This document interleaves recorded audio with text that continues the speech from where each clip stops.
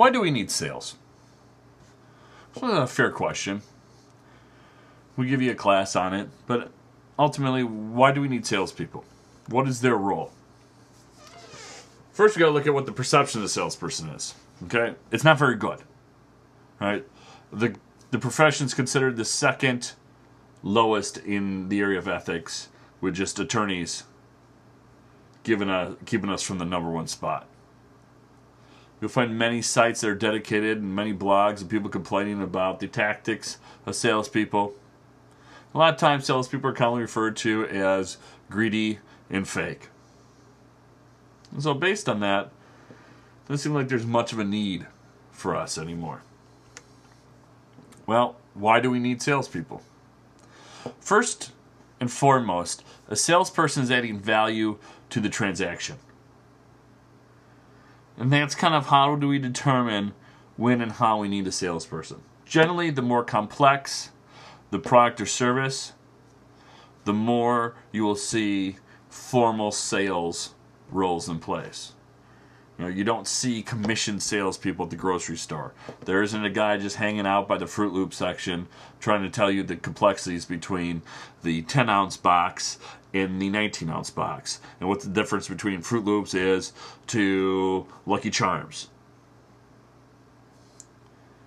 Those are more impulse buys.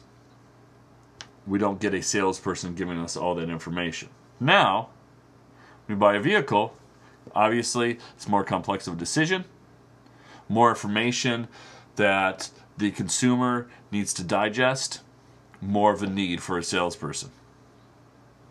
Now, going along that line of information, when we talk about the information that is out there, before, your one-stop shop for information was to talk to a salesperson. You go to the dealership, you get the flyer and the materials on the vehicle, and that's where you got your information. That is really one area where you can say the internet has changed the sales process. Sometimes for good, sometimes for bad.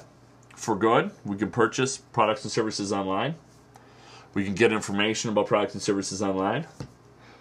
And the downfall is we can purchase products and services online, and we can get information about products and services online. The role of the salesperson has become more complex because of all this information that's out there. The salesperson needs to understand where the consumers are potentially getting their information from. The majority of people are doing their shopping or their information gathering online, have already made their decision up about a product or service, and then go to the store to purchase it, or to the dealer, or however that plays out. The job of the salesperson is to make sure the customer is purchasing the right product for their needs. And so sometimes there are certain items that the customer may not be aware of. It is the job of the salesperson to ask the right questions to make sure that these things are lining up. So even when you're dealing with a customer, hey, I went online, this is what I'm looking for, you want to make sure that you can back that customer up a little bit and ask them the right questions to make sure they did the right research and this product will actually meet the needs of the customer. If you sell a product to a customer that doesn't totally meet their needs, two things are going to happen. They're either going to return the product and be dissatisfied, or second, they're not going to come back to you. I used to sell computer supplies and computer equipment. It was always funny, the commission salespeople, which I was part of, a lot of them always wanted to sell the machines. And we'd get special incentives for selling specific machines, and they'd always push those machines.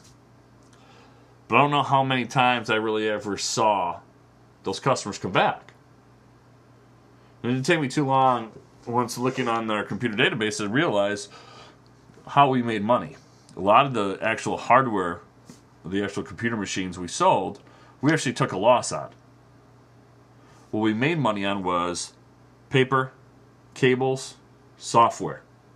And so my job was to give you the best service possible to develop a relationship with you when you bought the computer from me. Because I was losing $200 on the computer.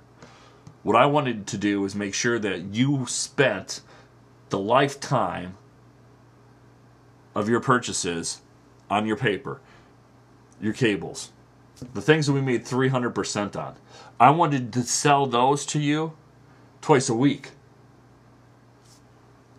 If I did a good job of developing a rapport, developing a relationship, you have now entrusted me with this purchase, you will come back to me. If I try to talk too fast, if I try to hard sell you, if I'm just selling you the product that I get the most commission off of, you're not going to come back to me. It's just the reality.